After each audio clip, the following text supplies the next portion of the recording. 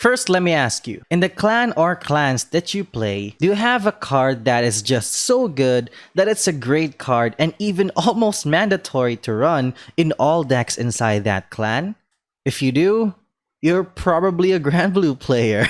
Hi guys and welcome to the circus. V Premium is a whole roller coaster of a format. There were some amazing releases, some underwhelming ones, and some game-breaking releases as well. As a V Premium set before, usually a product as a whole shapes an entire format single-handedly, but sometimes it only takes one card to make a clan extremely powerful. There are plenty of clans that had amazing V Premium cards printed for them, but sadly, not every clan got these level of card quality. And one of those clans is my favorite clan, which is Pale Moon. In case, you didn't notice it yet. At least before the clan selection trend started, Pale Moon's card pool in V isn't really that great compared to what the other clans got. Now, I'm not here complaining about this, okay? Just to be clear, I am here to tell a story about a certain card that was so mediocre and so simple, but somehow and for some reason became the only good staple card for a lot of decks in V Premium Pale Moon, and that unit is Amaranth Beast Tamer. So first, let's take a look at her skill. Auto on Vanguard or Rearguard Circle, when she attacks a Vanguard cost,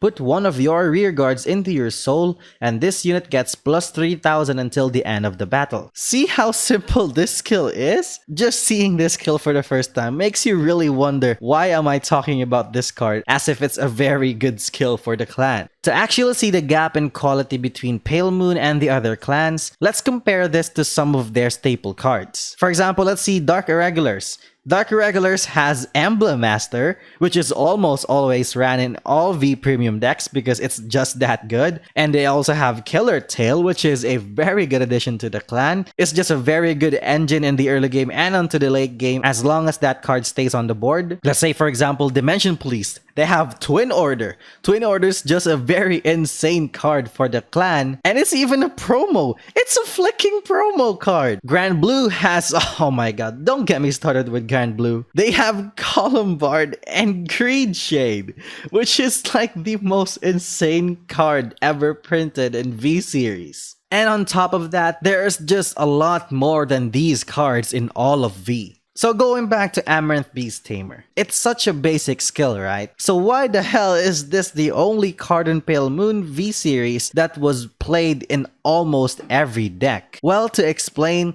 let us take a look at the progress of Pale Moon V Premium per set release. In set 1, obviously we have Golden Beast Tamer, which is our first main Vanguard, and along with her is the release of Amaranth Beast Tamer as well. So since this was the set where Amaranth Beast Tamer started to emerge, she will be played here because the deck needs that skill. In set 2, we had Gun Salute Dragon End of Stage. Sadly, Amaranth Beast Tamer didn't get to shine here because Gun Salute didn't really need this skill because it's the opposite of what the deck is usually trying to achieve, which is emptying out the soul. In set 3, we had Silverthorns and Nightmare Dolls. Silverthorn is just Silverthorn.